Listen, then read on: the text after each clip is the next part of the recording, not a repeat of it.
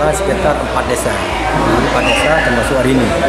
Yang pertama kita jalani perdana di desa Bang Panjo.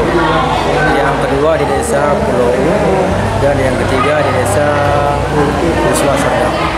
Dan berjalan sesuai dengan harapan kita dan masyarakat antusias dalam penerimaan BLT di tingkat desa tersebut.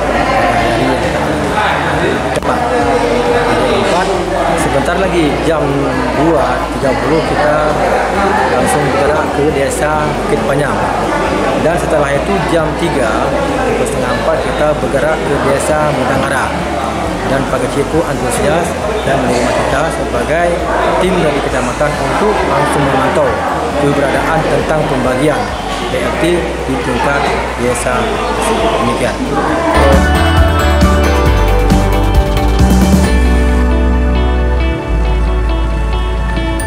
Beserta keluarga penyaluran BLT dana desa, relawan dan yang belum Tuhan melihat